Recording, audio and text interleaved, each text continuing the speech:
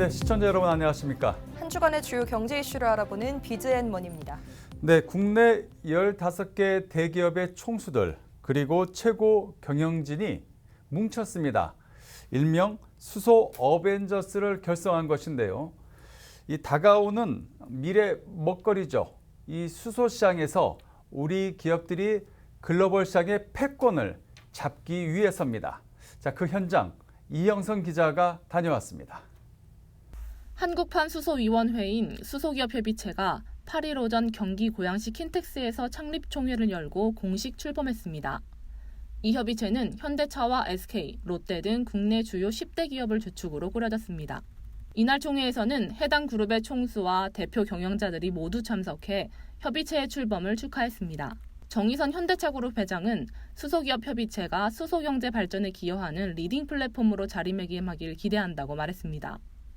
최태원 SK그룹 회장은 수소산업은 기후변화 대응뿐만 아니라 한국의 새로운 산업이 되고 있다며 수소 생태계 활성화를 위해 SK그룹이 중추적인 역할을 담당하겠다고 말했습니다. 최정우 포스코그룹 회장 역시 포스코는 국내에서 수소를 가장 많이 사용하는 기업이라고 설명하며 이번 수소기업 협의체를 통해 국내 수소산업 생태계를 잘 만들어 나가겠다고 밝혔습니다. 협의체에 참가한 기업들은 이날 수소경제 관련 사업 확장과 투자 확대에 대한 계획을 발표했는데요. 최정우 포스코그룹 회장은 이산화탄소를 배출하지 않는 수소환원제철을 상용화해 철강 제조 공정을 근본적으로 혁신할 계획이라고 말했습니다. 조현상 효성그룹 부회장은 효성은 수소 생산과 공급, 저장, 활용 등 수소 생태계를 망라하고 있다고 설명하며 향후 배터리와 연료전지, 모빌리티 차체 등 미래 에너지 분야 소재와 부품 사업에도 R&D 투자를 확대하겠다고 밝혔습니다. 이에 앞서 SK그룹은 대규모 액화플랜트 구축과 연료전지 발전소 등에 약 5년간 18조 5천억 원을 투입하겠다는 계획을 내놨고 현대차는 수소차 설비 투자와 연구개발, 충전소 설치 등에 11조 1천억 원을 집행한다는 계획을 발표한 바 있습니다.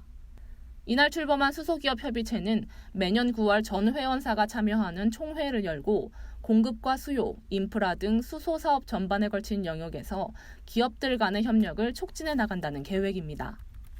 국내 주요 10대 기업을 주축으로 구성된 한국판 수소위원회가 역사적인 첫 발을 내디딘 가운데 수소경제국 1위를 향한 여정에 전 세계의 관심이 집중되고 있습니다. 탁스경제TV 이영선입니다. 한국판 수소위원회인 H2 비즈니스 서밋을 주도한 현대차의 정의선 회장이 2040 수소 비전을 제시하며 수소 전기 상용차 대중화를 발표했습니다. 김홍모 기자가 보도합니다. 민간 수소 기업 협의체 코리아 H2 비즈니스 서밋이 8일 공식 출범했습니다. 기업 간 수소 분야 협력을 추진하고 수소 관련 정책을 제안하는 등 국내 수소 경제의 한 축을 담당할 협의체의 등장으로 국내 수소 산업이 더욱 활발해질 것으로 기대됩니다. 협의체 설립에 있어 중추적인 역할을 해온 현대차그룹이 포스코, SK와 함께 공동 의장사를 맡아 코리아 H2 비즈니스 서밋을 이끕니다. 현대차그룹은 일찍이 수소 전기차, 수소 연료 전지 등을 직접 개발하는 등 다양한 수소 사업을 전개해오며 수소 생태계의 패러다임을 주도하고 있다는 평을 받습니다.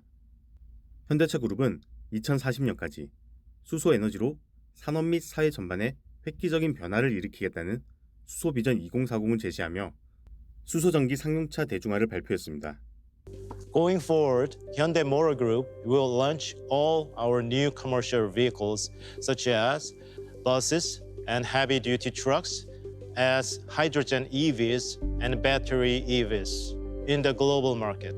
By 2028, we plan to become the first global automaker to apply fuel cell system to all commercial vehicle models. 수소 전기 상용차 대중화를 우선 추진하고 수소 연료 전지 적용 분야를 자동차 이외의 다양한 영역으로 확대 수소 밸류 체인을 구체화한다는 계획입니다.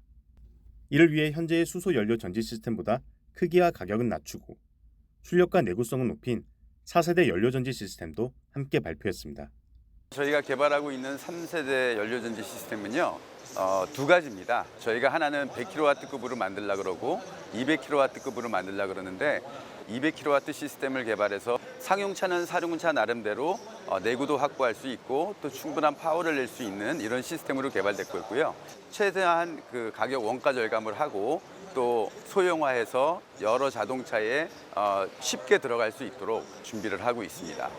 모빌리티를 넘어 수소 사이로 전속력으로 달리고자 하는 정의선 체제의 현대차 그룹이 퍼스트 무버로서 또 어떤 행보를 보여줄지 시장에 이목이 집중되고 있습니다. 팍스 경제TV 김홍모입니다. 이 코로나19 속에서 두각을 나타내는 기업들이 제약 바이오에 많죠. 자, 이 뒤에 이렇게 나와 있습니다. 분자 진단 대표 기업을 향해서 간다. 자, 어느 회사나 하면요. 이게 바로 진 시스템입니다. 이 기업이 진 시스템인데 여기 뒤에 나와 있는 이 서유진 대표 많은 포부를 갖고 있습니다. 우리 바이오 담당하고 있는 김효선 기자가 만났습니다.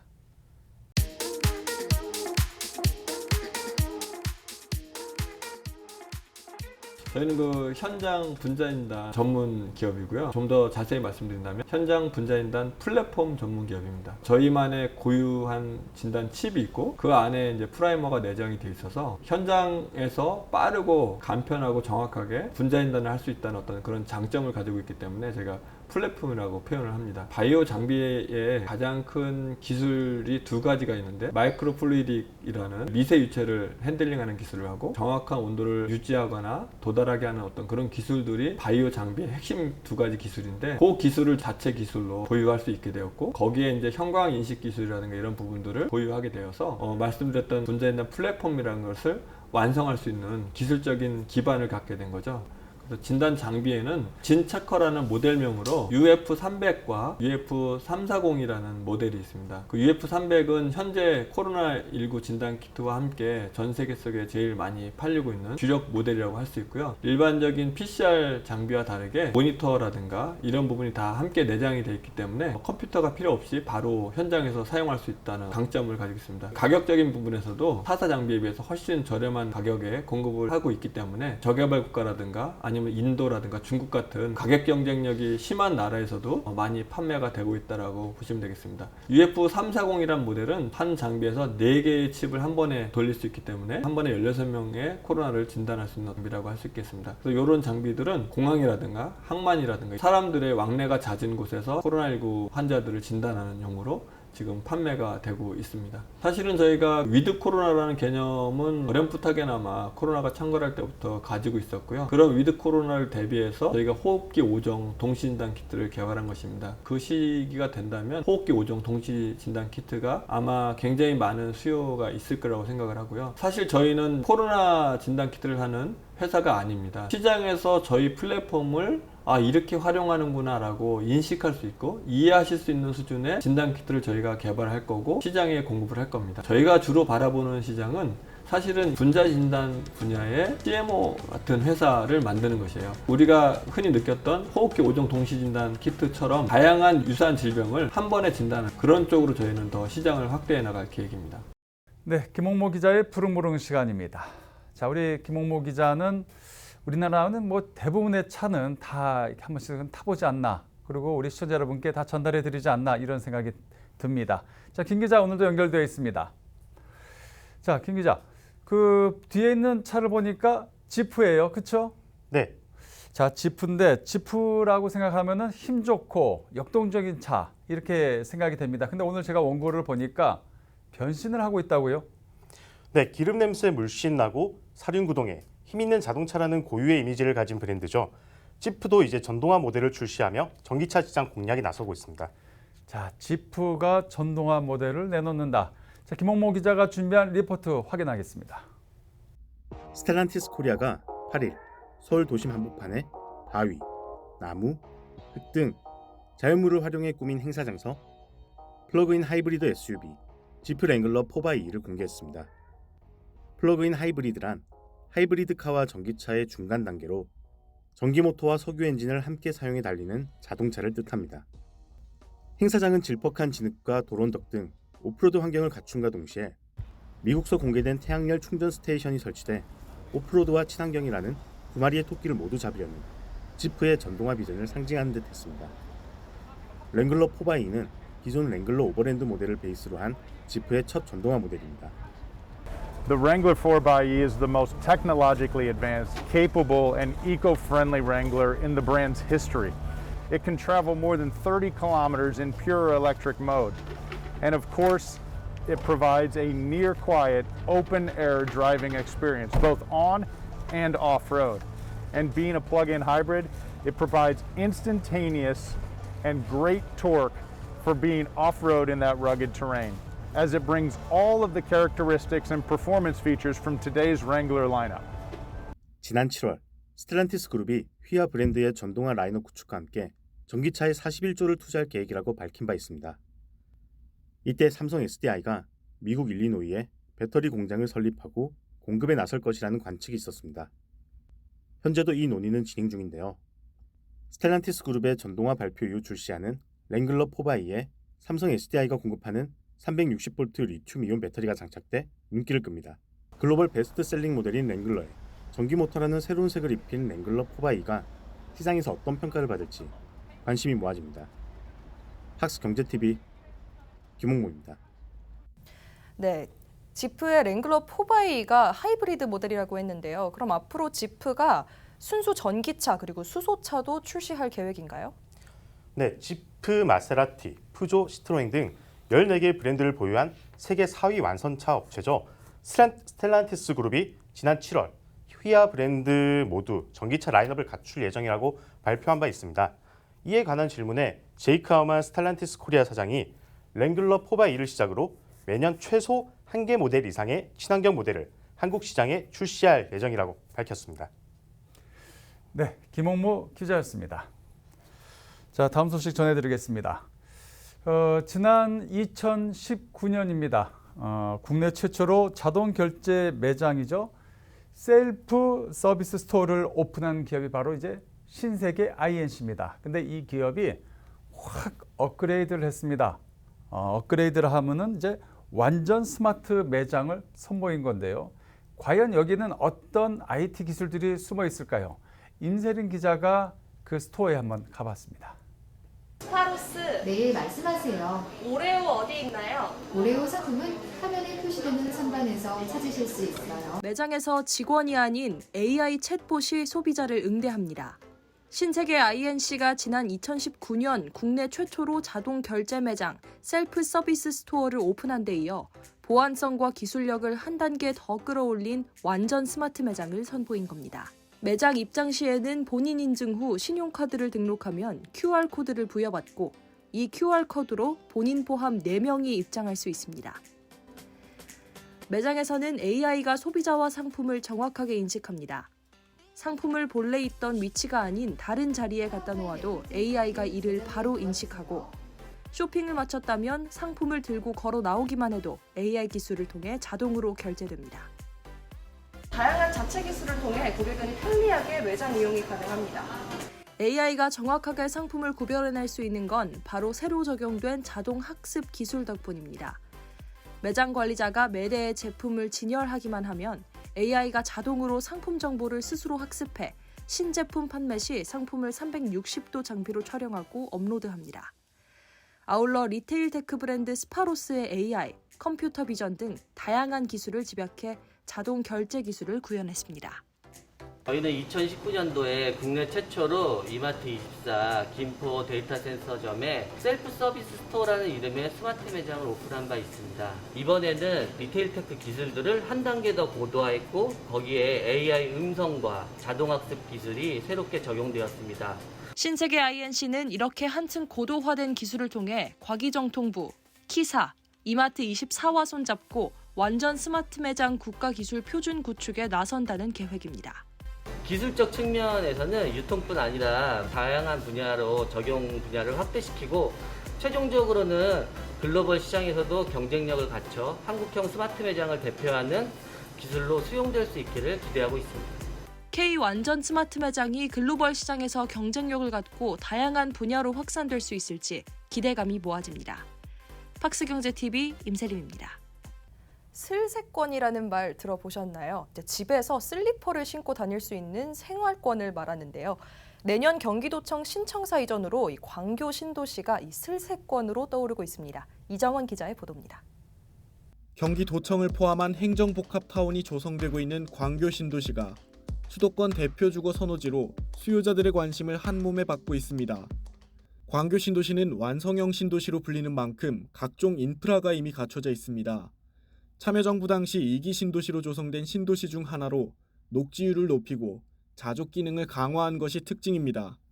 특히 경기도청 이전을 전제로 계획된 신도시로 행정 및 법조타운을 총망라한 경기 융합타운 조성 작업이 한창입니다. 경기 융합타운에는 수원 컨벤션센터, 수원 고등법원 검찰청이 이미 입주해 있으며 내년 이전을 목표로 경기도청 신청사의 막바지 공사가 한창입니다. 또한 경기도의회, 경기도교육청, 한국은행 경기본부 등 여러 관공서가 2023년 12월 완공을 목표로 하고 있습니다. 교통망 역시 촘촘히 연결돼 있습니다. 2016년 신분당선 연장 개통으로 판교, 강남권 접근성이 높아졌으며 영동고속도로, 용인-서울고속도로 등 차량을 통한 광역 이동도 수월합니다. 아울러 신도시 개발 계획에 따라 조성된 광교로, 창룡대로 등 주요 간선도로는 왕복 8차선부터 14차선까지 폭넓게 구축됐습니다. 이러한 가운데 행정인프라와 편리한 교통환경을 가까이에서 누릴 수 있는 광교 신도시 내 주거단지가 공급에 나서 이목이 집중됩니다. 준공률 99%에 달하는 광교 신도시는 탄탄한 생활 인프라와 배후 수요도 풍부해서 주목받고 있는데요.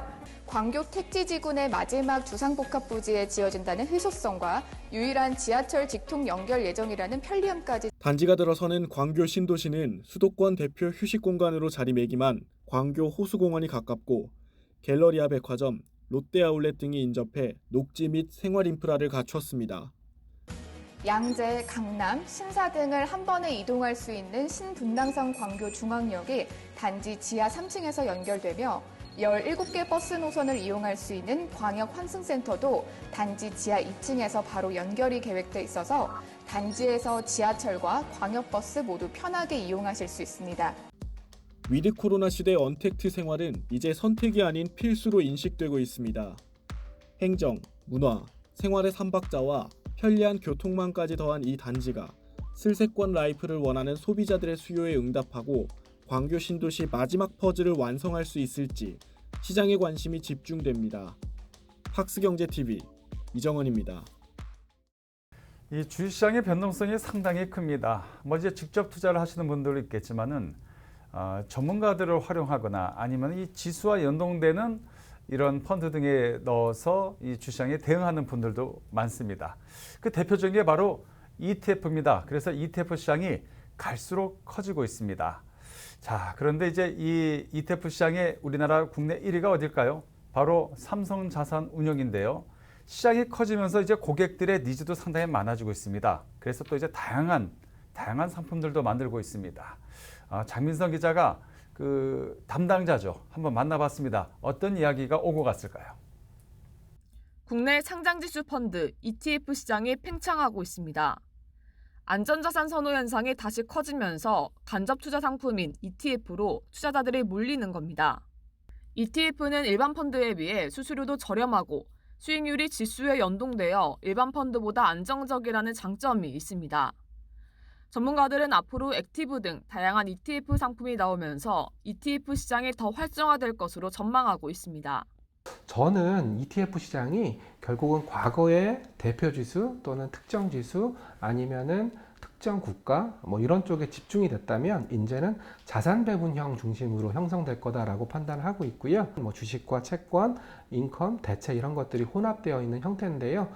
그런 식의 또 새로운 개인 투자자들이 등장을 할 거다라고 판단하고 있습니다. 너무 테마에 집중하거나 아니면 단기 트렌드에 집중하는 투자 전략은 맞지 않다라는 판단을 하고 있기 때문에 좀 어느 정도 그 이후에 시장이 형성되는 그 이후 시장에 대해서 삼성자산은 좀 고민을 하고 있습니다. 삼성자산운용은 국내 최초로 ETF를 선보였는데요.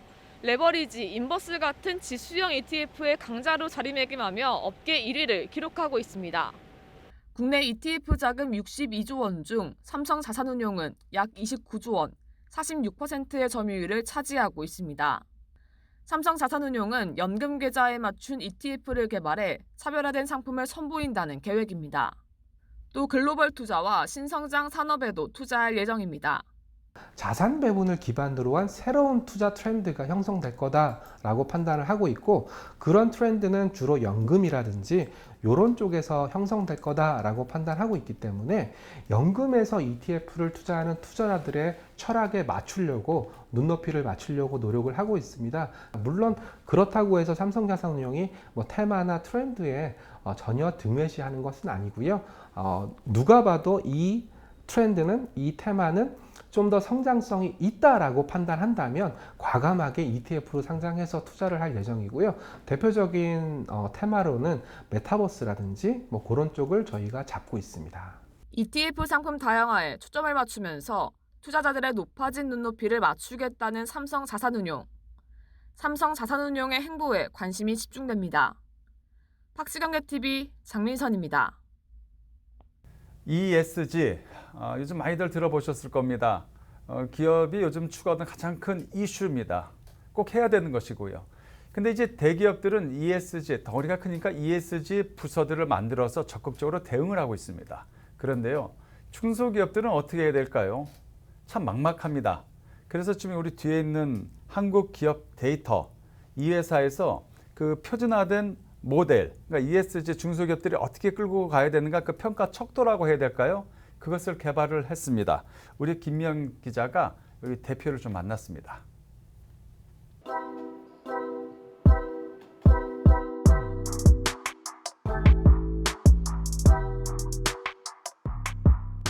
ESG 시장은, 평가 시장은 대기업의 위주였어요. 중소기업도 대기업의 이제 협력사로서 굉장히 중요한데, 중소기업 특화 모델을 구축함으로써 중소기업을 ESG 시장의 하나의 중심 축으로, 하나의 중요한 축으로 끌어들였다 하는 것이 이제 중요한 사항이 아닐까 이런 생각을 하고요. 사실 ESG는 우리 대기업, 중소기업, 이제 모든 기업에 아마 필수적으로 따라오는 것이 아닐까 싶어요. 금융위원회에서도 ESG 관련된 공시를 의무화해 나가고 있습니다. 지금 현재는 지속가능성 보고서라고 해서 자율 공시를 하고 있는데 2025년까지는 자산총액 2조 원 이상이 되는 것을 의무화하고 할 계획이고 2030년이 되면은 모든 코스피 상장사에 대해서 그것을 의무화할 예정으로 있습니다. 저희가 구축한 것이 이제 전문가 모델인데 계층화 분석법을 사용하고 있습니다. 그러니까 전문가들이 어느 항목이 중요하느냐 이거를 평가해가지고 그 가중치를 갖고 이제 평가를 하게 되는데요. 중소기업 입장에서 여러 가지 세계적으로 통용되고 있는 거를 현실에 맞게 튜닝했다고 보면 되고요. 중소기업이 저희가 구축한 특화 모델을 직접 사용할 수는 없는 거고요. 중소기업은 저희한테 이제 평가를 의뢰하면은 저희 모델에 따라서 이제 평가를 해드리게 됩니다. 중소기업이 저희 특화 모델을 해서 평가를 받으면 저희는 어느 평가 기업에 비해서도 보다 더 바람직한 중소기업용 ESG 평가가 나올 수 있다고 자신을 드리고요. 이를 통해서 앞으로 중소기업이 그럼 ESG 경영을 하는데 어떻게 해나가시면 좋겠냐 하는 것은 팁을 얻을 수도 있고 계획을 거기에 따라서 구축할 수도 있고 그렇게 활용하실 수 있을 것 같습니다. 이 모든 것이 저희가 구축해 놓은 기업 관련 DB가 엄청 많습니다. 여기에 ESG가 접목돼 가지고 한다면 보다 큰 시너지가 나타날 수 있고요. 정부가 할 일은 특히나 저희 평가기관 같은 데서 데이터 흐름이 원활하게 될 수 있도록 ESG 관련된 데이터를 보다 적극적으로 공개될 수 있도록 유도해 주시고 적극적으로 자금 지원이나 이런 걸 해주는데 그것도 컨설팅이나 이런 걸 통해서 진짜 어디에 지원해 주는 것이 바람직한지를 정한 다음에 이렇게 하면은 전반적인 좋은 환경이 만들어지지 않을까. 최근 삼성전자가 출시한 3세대 폴더블 폰, 갤럭시 Z 폴드 3 그리고 갤럭시 Z 플립 3가 돌풍을 일으키고 있죠. 감각적인 디자인 그리고 차별화된 성능으로 글로벌 시장에서도 인기를 끌고 있다고 하는데요. 이영선 기자의 보도입니다. 삼성전자가 지난달 27일 출시한 3세대 폴더블 폰인 갤럭시 Z 폴드 3와 갤럭시 Z 플립 3가 초반 흥행을 이어가고 있습니다. 삼성전자에 따르면 지난달 17일부터 23일까지 진행된 이 두 모델의 사전 예약 판매량은 약 92만 대였습니다. 이는 당초 시장에서 예상했던 80만 대보다 약 10만 대나 많았습니다. 또 사전 개통 첫날에는 약 27만 대가 개통됐는데 이 역시 모두 전작 대비 1에서 2배가량 높은 수준이었습니다.